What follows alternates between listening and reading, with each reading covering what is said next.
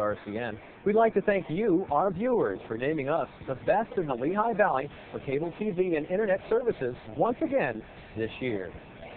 Hi, I'm Peter Aquino, President and CEO of RCN, and thank you for being a customer.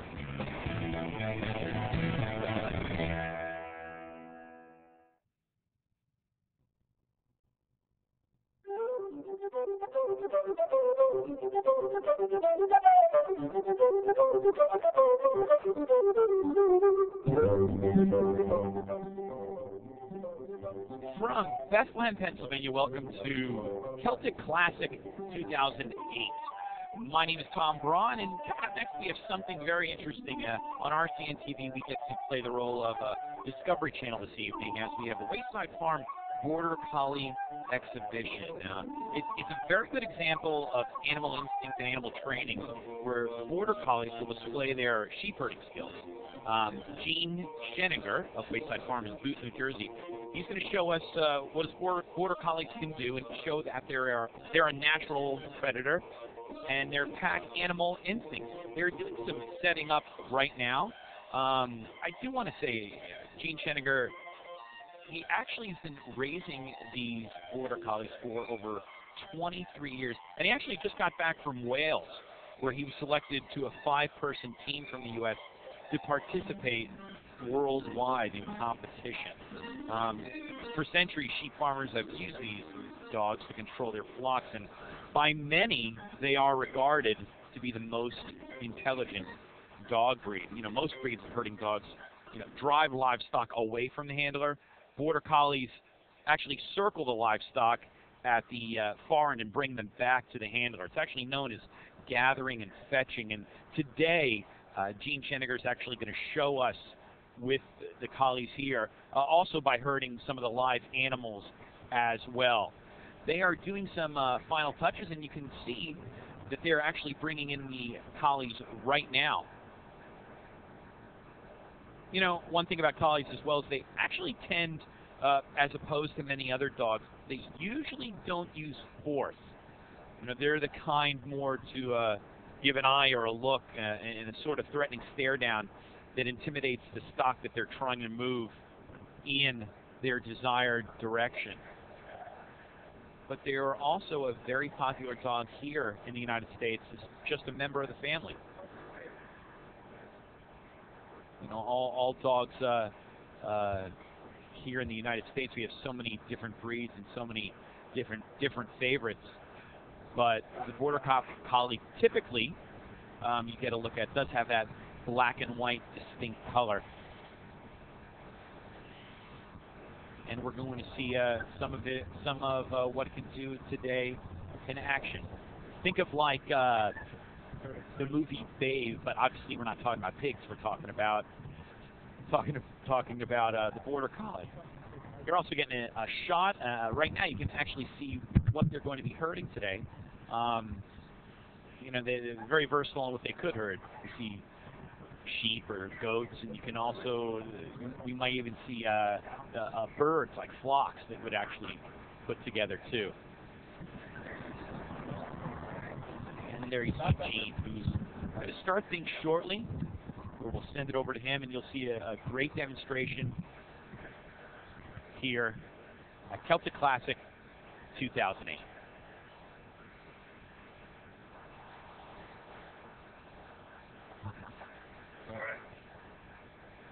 Hello, everyone.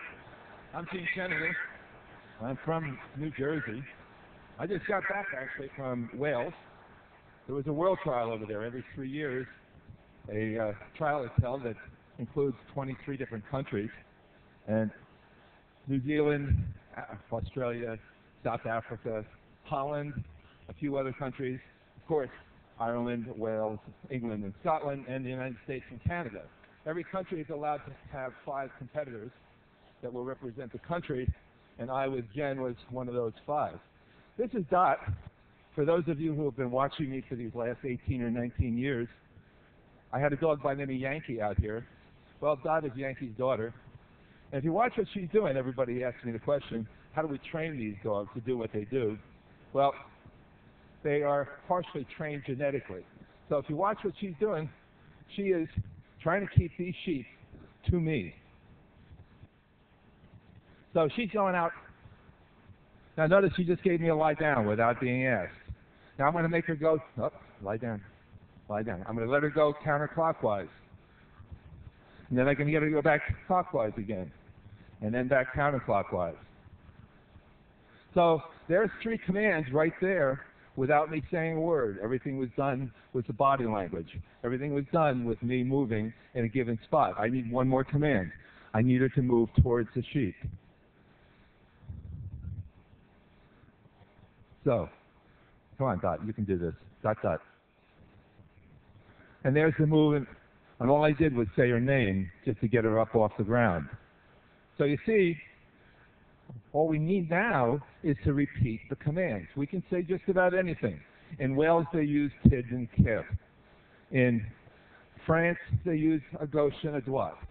We're pretty well steeped in tradition, and so therefore we use the common Gaelic words now anglicized.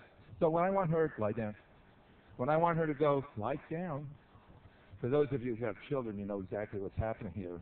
You see, as soon as you get on the phone, they start to misbehave. As soon as you don't pay attention, they start to misbehave. Now you lie down. So if I want her to go, no, you lie down. If I want her to go that way, I say, come by. Lie down. And if I want her to go the other way, I say, wait to me. Now in addition to the voice commands, we also use whistle commands. And I use this whistle here. It's called a shepherd's whistle. This one's made out of brass. A friend of mine and I designed these. The original one was done by John Fortune in the 1800s. Lie down. That'll do here. That'll do that. And it was probably made out of wood or bone or tin or something like that. And so in this world, we have them in everything. Corian, buffalo horn, you name it, stainless steel. In fact, the prize for the world trial was a gold whistle. Solid gold whistle. Wish I'd won that one. So we use the whistle, and Dot's whistles go like this.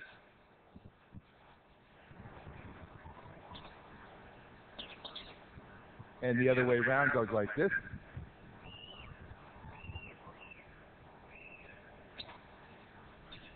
Now we have 2 advantages for using the whistle. One is the sheep were held at 400 yards when we were over there in Flandilo. Lie down. Lie down.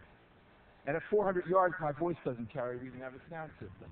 So the whistle carries that far, and the dogs have to pay attention to what we're telling them to do at 400 yards away. The other advantage, and I'll show you a little bit later when we work the ducks, is that I can work more than one dog, because every dog that I have is on a different set of whistles. So over there, we had, let Jess please. Give me Jess, please. Jess went over with me. Jess is 11 years old now. Lie down, Dot. That'll do here. That'll do, Dot. That'll do. And Jess, that'll do. Jess was over there. The trial course was established, the official trial course was established in Bala, Wales in 1878. But you see, there's been trials being held all over Britain forever. For as long as there's been border collies around, there have been trials. Jess, that'll do. Jess, here. Because, you see, a couple of guys would get into the local pub and one would say, my dog's better than yours. And so let's go outside and prove it. Because right back of that pub was its pasture, and in that pasture was sheep. Jess, that'll do. So they go out there and they manufacture a course that they hoped would represent what the dogs had to do on the farm, and therefore they could prove that their dog was better than the other dog. The course, though, laid out in Bala, Wales, looks something like what I've laid out here, except for all the paraphernalia in the middle is for the ducks. You notice there's a set of panels off to my right, and then off to my left is another set of panels. The dog is expected to go gather up the sheep, bring them back to the handler, then drive them through the panels on the right, and then over to the panels on the left, and then go put them in that pen over there. So I'm going to use Jess to do that. Jess, that'll do. Jess, that'll do. So imagine that she's brought those sheep to me, and I'm going to now take them and drive them over. In fact, I'll get them first.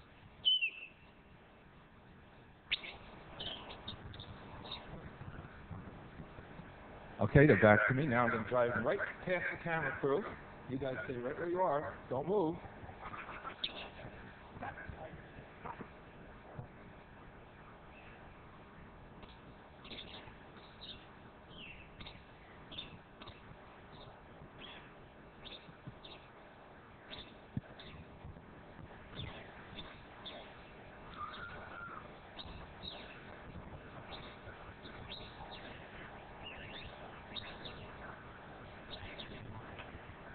like so, then across the field.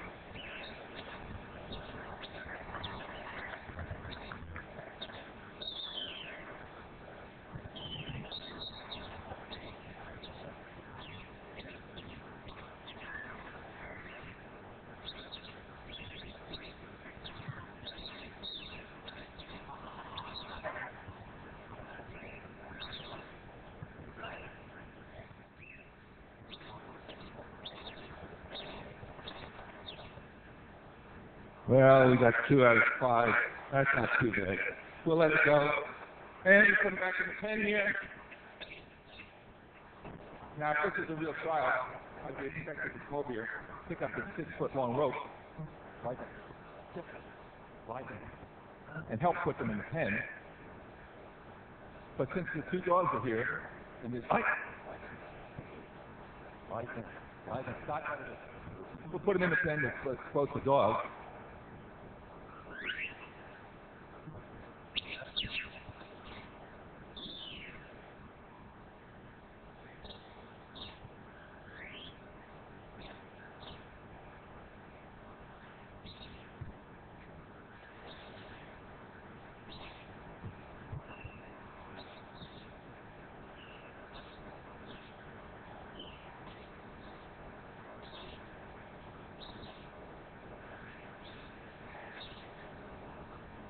I really like this fish.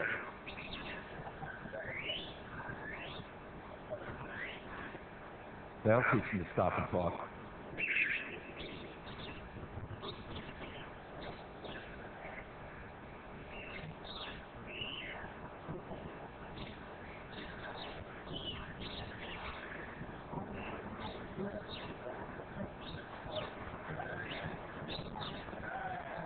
Got one. They're not supposed to do that.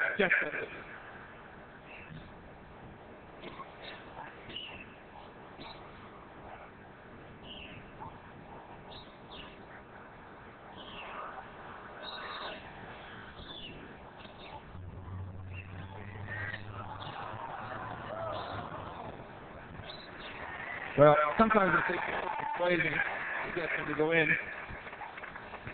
Now, they weren't supposed to do that. They were not supposed to be tying them into each other or into the sheep for that matter. But like I said, as soon as I start talking and not paying attention, they start getting themselves into trouble. Now we're going to go do ducks. You see, the border collies are good for just about anything that'll flock. So they'll do ducks, they'll do chickens, they'll do cows. Somebody asked me if they do horses. Well, they will do horses, except that horses are too dangerous for them. And what happens with the horses is that they kick just out of them. And when they kick, they can hurt. And so I don't use them for the horses. I use them for, but I do use them for geese and ducks and chickens. And I got